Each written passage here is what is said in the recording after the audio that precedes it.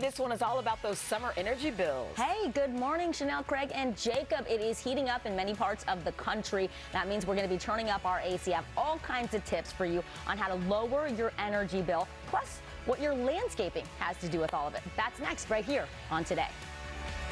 Bills. So here with some tips and tricks to know is NBC's Vicky Nguyen. Good morning to you. Hi, good morning. All those kids. I know, in and out of the house. Remember they used to say, keep the door closed. Leave the door open. So let's get to it then, because there are a lot of people who are trying to hold off on the AC for as long as possible. I know. But you don't want to sweat. But let's talk about some ways to maximize the efficiency I of mean, our I was AC. talking about some of these places in the country on the West Coast hitting the 90s. So when's the last time you checked your air conditioning unit to see if it was clean, unclogged, right? We just let that thing go and go. It needs to be inspected. It needs to be cleaned out. Now is the time before it gets really busy and the summer kicks in. The next thing is think about your thermostat. What do you have next to the thermostat? Is there a TV next to it, a lamp? That thing is giving out heat and it's triggering your thermostat to keep the AC running longer. So make sure you move anything hot away from your thermostat. And then we talk about strategic planting. Think about your landscaping. If this is the time to put in some new trees and shrubs, what can you do to shade your air conditioning unit? Just make sure the unit. Yeah, the unit itself, right? You don't want a messy bush, though, that's going to drop things onto it. And the other thing is think about the hottest part of your house, the part that faces the south and west. If you can plant some trees that will provide shade, that's going to cut down on your AC bill by 10%. At least. Really? Yeah. Landscaping, It's a big difference, strategic landscaping. So let's go inside now. Let's talk about some ways, some tips to keep the inside of your house a little cooler for less. Fans are your friend. A fan uses 1/60th the amount of energy as an air conditioning unit. So use it in conjunction with your AC. And every degree that you can keep your AC above 75 degrees, you're saving another 15% on your electricity. You mean ceiling fans? Ceiling fans or even floor fans or table fans. Any kind of fan that can help move the air around. It's not going to cool the air, but it will draw the body heat away from your skin and make you feel cooler. The other thing that's very simple is to buy some caulking or weather stripping to seal any cracks that are in your walls. And then if you've got like gaps underneath your door or around your windows, get the weather stripping. It's a very inexpensive fix at the hardware store.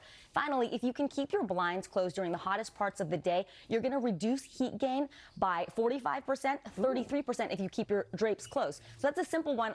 If you want sunlight, go outside. These things add up. I mean, between the, anyway, okay. I didn't realize this. A lot of electricity companies charge different rates for peak use hours. They really do, and it depends on where you live and the season. So you want to look that up on your energy company's website or give them a call. Generally, between 2 and 6 is when you want to avoid using your large appliances, your dishwasher, your washer and dryer. Use it after 6 p.m. or on the weekends. The other thing we don't think about, unplug those little appliances, the chargers, everything that you have plugged in that you don't use. You call them vampire devices? Because they're slowly sucking the juice out of the electricity system and causing your electric bill to go up.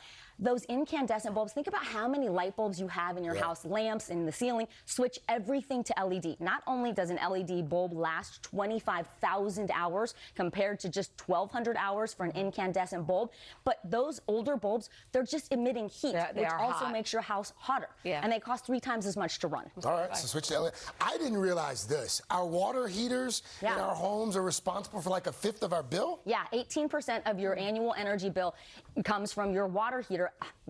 I was going to ask you, Craig, from the last time. You remember what degree you're supposed to set it at? And I didn't know then. I've never even looked at ours. But you do now, 120 degrees. I was going to say 120 degrees. Perfect, right on the money. You learned something from the last segment. So the Consumer Product Safety Commission says not only is this safer, it's going to prevent anybody from being scalded by hot water, but it's more energy efficient. The other thing, only run a full load of laundry. I'm sure we know this by now. And use cold water unless you have really heavily soiled clothes.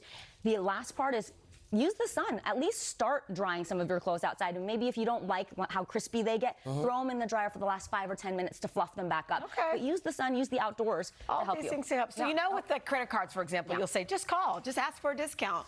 Apparently with this, maybe you could try that too. Is that true? Always ask for a discount, no matter where and then you they hang up on you. Situation. No, and this is the thing. Your energy provider has programs to help you with income and also folks with disabilities can qualify for some of these programs.